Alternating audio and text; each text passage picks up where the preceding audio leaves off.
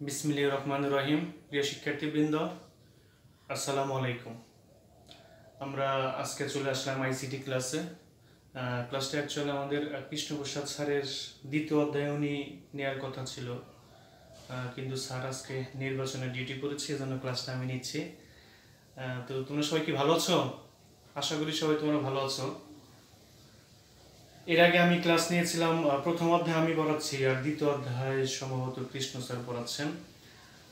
এর আগে আমি তোমাদের ক্লাস নিয়েছিলাম গ্লোবাল ভিলেজ এবং ভার্চুয়াল রিয়েলিটি নিয়ে।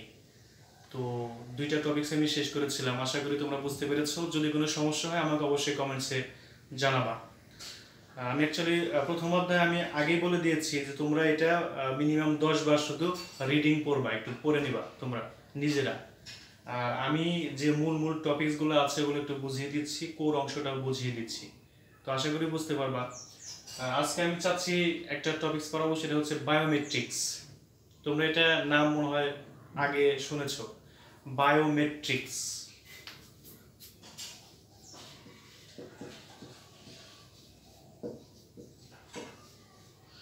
বায়োমেট্রিক্স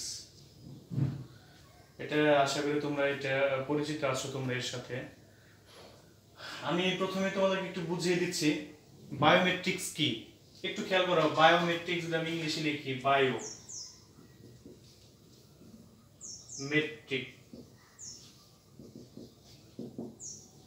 বায়ো অর্থ লাইফ আর মেট্রিক অর্থ মেজার, অর্থাৎ পরিমাপ করা। আমি সংক্ষেপে MEASURE হবে মেজার। একটু খেয়াল করো, গ্রিক শব্দ বায়োমেট্রিক্স একটা গ্রিক শব্দ। বায়ো অর্থ লাইফ, মেট্রিক অর্থ মেজার পরিমাপ, অর্থাৎ জীবন পরিমাপ। আমরা যদি বাংলায় করি, লাইফ অর্থ জীবন, মেট্রিক মিন্স হচ্ছে মেজার, এটা হচ্ছে পরিমাপ, তো জীবন পরিমাপ বায়োমেট্রিক, এটা গ্রিক শব্দ এটা। তো বায়োমেট্রিক অ্যাকচুয়ালি একজন মানুষকে অদ্বিতীয়ভাবে চিহ্নিত করার জন্য একটা প্রযুক্তি বায়োমেট্রিক। অর্থাৎ একটা মানুষের শারীরিক গঠন এবং আচরণগত বৈশিষ্ট্যের উপর তাকে অদ্বিতীয়ভাবে চিহ্নিত করার একটা পদ্ধতির নামই হচ্ছে বায়োমেট্রিক্স। আশা করি তোমরা সবাই বুঝতে পেরেছো। আমি আবারও বলে দিচ্ছি, সংখ্যাটি এভাবে হবে যে কোনো মানুষের আচরণগত এবং শারীরিক গঠনের উপর ভিত্তি করে তাকে অদ্বিতীয়ভাবে ইউনিকলি চিহ্নিত করার একটা পদ্ধতিকে বলা হয় বায়োমেট্রিক্স। তো আশা করি বুঝতে পেরেছো। তো বায়োমেট্রিক্স দুইভাবে হতে পারে। বায়োমেট্রিক্স দুই প্রকার উপর ভিত্তি করে আমরা বায়োমেট্রিক্স নির্ণয় করা যায়। এক নম্বর হচ্ছে তার শারীরিক গঠনের উপর ভিত্তি করে বায়োমেট্রিক্স পদ্ধতি ইউজ করা হয়। আরেকটা হচ্ছে আচরণগত বৈশিষ্ট্য, দুইটা বৈশিষ্ট্যের উপর ভিত্তি করে বায়োমেট্রিক্স করা হয়। তো শারীরিক গঠনের উপর ভিত্তি করে যদি বায়োমেট্রিক্স করা হয়, তাহলে কি কি মানে প্রক্রিয়া হতে পারে, কারো কোনো আইডিয়া আছে? আশা করি তোমরা এটা অনেকে জানো।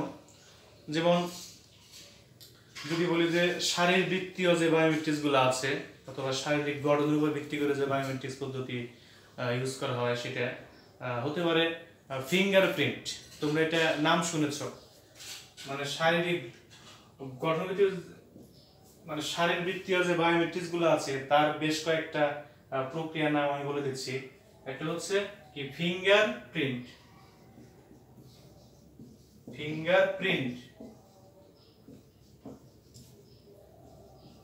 দুই নম্বর, ফিঙ্গারপ্রিন্ট আমাদের শরীরের অংশ, তাই না? এজন্য এটাকে বলা হয় শারীরবৃত্তীয় বৈশিষ্ট্য। শারীরিক গঠনের উপর ভিত্তি করে এটা কয়েকটা প্রকারভেদ আছে। তো ফিঙ্গারপ্রিন্ট একটা প্রকার হয়ে গেল। দুই নম্বরে হ্যান্ড জিওমেট্রি, আমাদের হাতের যে মানে জিওমেট্রিটা আছে, হাতের যে কবজি পর্যন্ত আছে, তো এটার উপর ভিত্তি করে মানুষকে কিন্তু অদ্বিতীয়ভাবে মানে নির্ণয় করার সময় এটা হচ্ছে হ্যান্ড জিওমেট্রি।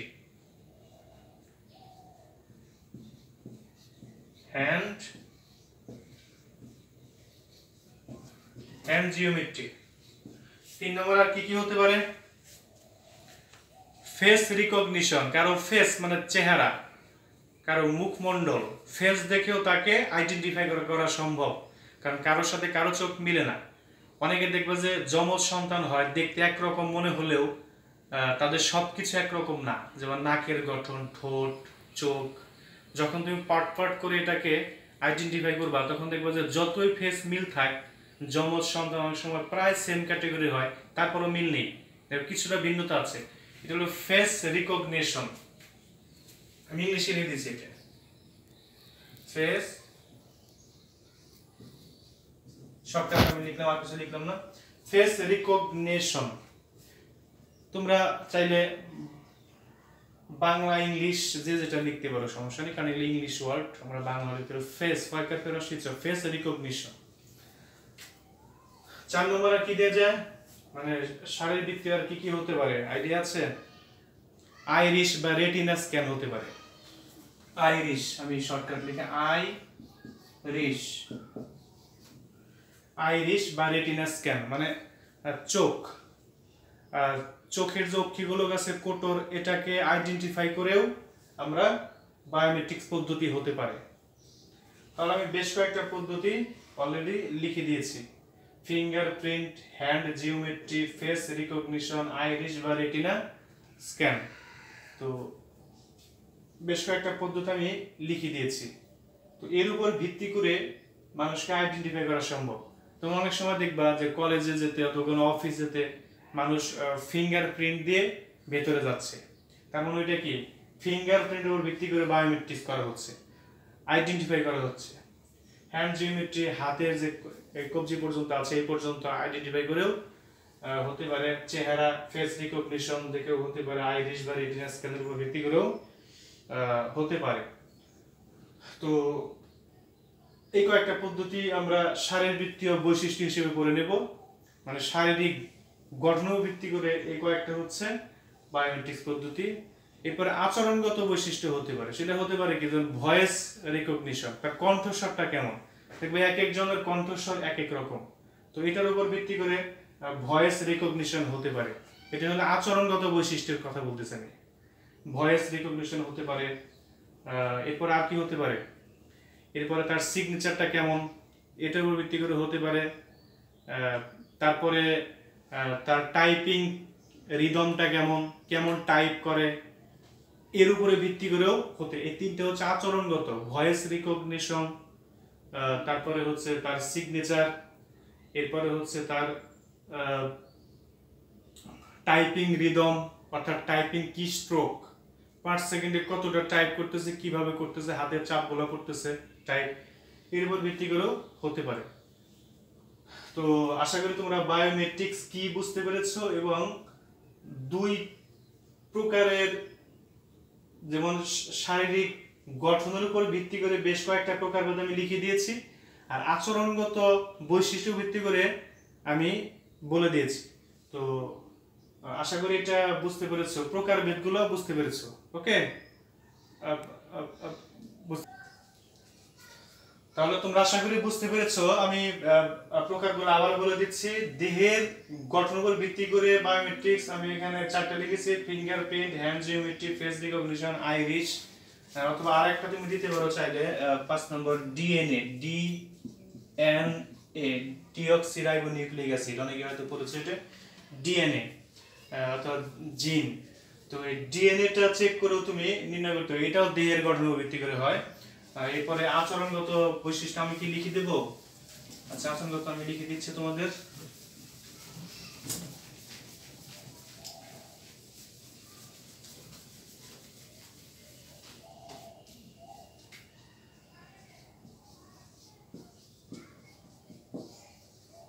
আচরণগত বৈশিষ্ট্য ভিত্তি করে বায়োমেট্রিক্স 3 প্রকার হতে পারে। 1 নম্বর হচ্ছে ভয়েস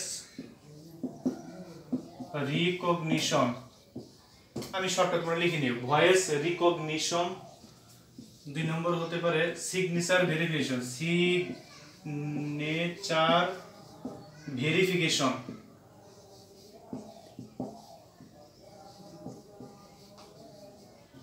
সিগনেচার ভেরিফিকেশন। 3 নম্বর হতে পারে টাইপিং রিদম,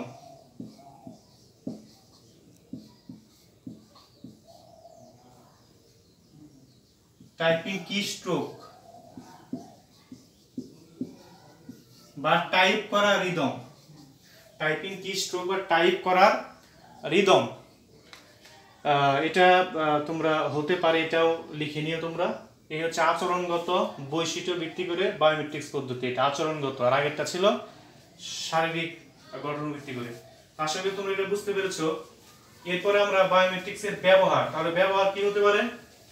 ব্যবহার তো অলরেডি বুঝতে পেরেছো, কারণ সত্যতা যাচাই করা, কাউকে অদ্বিতীয়ভাবে চিহ্নিত করার জন্য ব্যবহার করা। দুইটা ব্যবহার লিখে দিও, সত্যতা যাচাই, অদ্বিতীয়ভাবে চিহ্নিত করার জন্য। ওকে, তো বেশ কয়েকটা বৈশিষ্ট্য কিন্তু লিখে দিয়েছি, প্রকারভেদ লিখে দিয়েছি। তো এর মাঝে তুমি অন্তত দুইটা খুব ভালো করে পড়বা, যেমন ধরো ফিঙ্গারপ্রিন্টের যে ব্যাখ্যা আছে, ফিঙ্গারপ্রিন্ট কিভাবে হয় ব্যাখ্যাগুলো পড়ে নেবা। ফেস রিকগনিশন পড়ে নেবা। আমি ফিঙ্গারপ্রিন্টে একটু ব্যাখ্যা দিয়ে দিচ্ছি। ফিঙ্গারপ্রিন্ট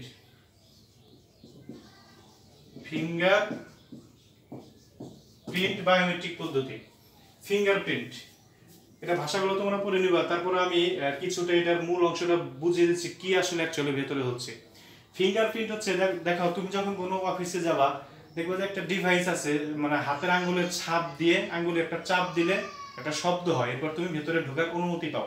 এটা ফিঙ্গারপ্রিন্ট বায়োমেট্রিক্স পদ্ধতি আমরা ব্যবহার করতেছি। বিভিন্ন অফিসে এটাই বেশি ইউজ হচ্ছে বর্তমানে, বাকিগুলো একটু ব্যয়বহুল। যেমন ফেস রিকগনিশন এর চেয়ে কিছুটা ব্যয়বহুল, এজন্য আমরা ফিঙ্গারপ্রিন্টই ম্যাক্সিমাম জায়গায় তুমি দেখতে পাও। আর ফেস অথবা আইরিশ বা রেটিনা স্ক্যান, যেটা দেখবা দরজার সামনে গিয়ে তাকালেই দরজা খুলে যাচ্ছে, তো ওটা হচ্ছে আইরিশ বা রেটিনা স্ক্যান। তোমার চোখটাকে, আইরিশ ও রেটিনা স্ক্যান, চোখটাকে স্ক্যান করতেছে, তোমার চোখ রেটিনাকে স্ক্যান করে তারপর তোমাকে আইডেন্টিফাই করতেছে। তো ওটা একটু কিছুটা ব্যয়বহুল এটার চেয়ে। আইরিশ বা রেটিনা স্ক্যান সাধারণত বিভিন্ন সেনাবাহিনী অথবা প্রধানমন্ত্রী কার্যালয়, তারপরে নৌবাহিনী, বিভিন্ন বাহিনীর যে ইম্পর্টেন্ট জায়গাগুলোতে, সেখানে ম্যাক্সিমাম জায়গায় আইরিশ বা রেটিনা স্ক্যান বেশি ইউজ করা হচ্ছে, কারণ এটা আরো বেশি সিকিউরড, এটা তারা ইউজ করতেছে। বাট এমনি আমরা যে বিভিন্ন অফিসে যাই অথবা তোমরা বিভিন্ন প্রতিষ্ঠানে, কলেজে যাচ্ছি, স্কুল কলেজ, সেখানে দেখা যাচ্ছে যে ফিঙ্গারপ্রিন্ট ইউজ করা হচ্ছে। ইভেন শিক্ষকরাও যদি কলেজে প্রবেশ করে, তারাও দেখা যাচ্ছে ফিঙ্গারপ্রিন্ট দিচ্ছে। তো ফিঙ্গারপ্রিন্ট আসলে অ্যাকচুয়ালি কি হচ্ছে ভিতরে? ফিঙ্গারপ্রিন্টটা হচ্ছে, তুমি যখন, প্রত্যেকটা মানুষের ফিঙ্গার এক এক রকম, কারোর সাথে কারো মিলবে না, ফিঙ্গারের অ্যালগরিদম এক এক রকম। তো তুমি যখন ফিঙ্গারটা চাপ দিচ্ছ, তখন চাপ দেওয়ার সঙ্গে সঙ্গে এখানে বায়োমেট্রিক্স রিডার আছে, একটা ফিঙ্গার রিডার। বায়োমেট্রিক্স পদ্ধতিতে একটা ফিঙ্গার রিডার আছে। ফিঙ্গার রিডার তোমার ফিঙ্গারের ইমেজ তৈরি করে ফেলতেছে, মানে এটাকে ইনপুট হিসেবে নিয়ে নিচ্ছে তোমার ফিঙ্গারটাকে।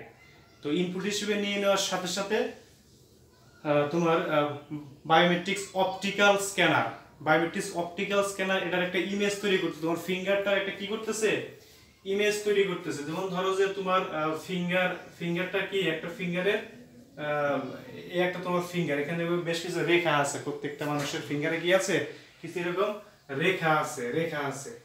তো এটাকে তারা কি করতেছে, একটা ইমেজ তৈরি করে এই রেখাগুলোকে কিছু পয়েন্ট তৈরি করতেছে তারা। এবার পয়েন্ট তৈরি করে এই পয়েন্টগুলোকে এবার কি করতেছে, আরো একটু অ্যাকুরেট পয়েন্ট তৈরি করতেছে। এরপরে করে এটাকে বাইনারিতে রূপান্তর করে ফেলতেছে, বাইনারি ডিজিট 010101010101 এরকম রূপান্তর করে ফেলতেছে। মানে আসলে অ্যাকচুয়ালি ফিঙ্গারটা কি করতেছে ভেতরে, সফটওয়্যারটা কি করতেছে, ওখানে সফটওয়্যার আছে। তো যখন তুমি চাপ দিচ্ছ, তোমার বায়োমেট্রিক্স ফিঙ্গারপ্রিন্ট রিডার সে তোমার আঙ্গুলটাকে ইনপুট হিসেবে নিয়ে নিচ্ছে, নিয়ে বায়োমেট্রিক্স অপটিক্যাল স্ক্যানার এটা ইমেজ তৈরি করতেছে তোমার, মানে আঙ্গুলের ছাপে ইমেজ তৈরি করে। এবার কম্পিউটারে আগে থেকেই তোমার একটা আঙ্গুলের ছাপের ইমেজ প্রতিস্থাপন করা থাকে, কারণ দেখবা যে তুমি যখন শুরুতে কোনো প্রতিষ্ঠানে যাবা, শুরুতেই তোমার ফিঙ্গারপ্রিন্ট তারা নিয়ে সফটওয়্যারে তোমার ওই ফিঙ্গারে একটা ইমেজ শুরুতেই রেখে দেয়। এবার যখন তুমি প্রতিদিন যখন যাবা, তখন যখন ওখানে আরেকবার চাপ দিচ্ছ, তখন ইনপুট রিডার এটা ইনপুট নিচ্ছে, অপটিক্যাল স্ক্যানারটা ইমেজ তৈরি করতেছে, পূর্বে স্থাপিত ইমেজের সাথে কম্পেয়ার করতেছে। এজন্য অন্য কোনো লোক গিয়ে চাপ দিলে কিন্তু নেবে না, তাকে অ্যালাউ করবে না। তো আগের যে ইনপুটটা দিয়ে রাখছো ফিঙ্গারের, সেটার সাথে পরবর্তীটা কি করতেছে, কম্পেয়ার করতেছে করে। এবার তোমার এগুলোর পয়েন্টগুলা অ্যালগরিদম করতেছে, অ্যালগরিদম করে এটাকে কি বাইনারিতে রূপান্তর করে ফেলতেছে, 0101 ডিজিটে হয়ে যাচ্ছে। এই ডিজিটটাকে পুনরায় আর আঙ্গুলের ইমেজে প্রতিস্থাপন করা সম্ভব না, এজন্যই ফিঙ্গারপ্রিন্ট সিকিউরড, এজন্যই সিকিউরড। এটাকে আর মানে এটা যে অ্যালগরিদমের যে বাইনারি কোড সেটাকে আর পুনরায় ইমেজের মানে তোমার ফিঙ্গারের ইমেজে আর কনভার্ট করতে পারতেছে না। তো এভাবে একজন মানুষকে আইডেন্টিফাই করা হচ্ছে আঙ্গুলের ছাপের সাহায্যে। আশা করি মূল বিষয়টা বুঝতে পেরেছো। আমি যেটুকু বলেছি এভাবে লিখে দিবা।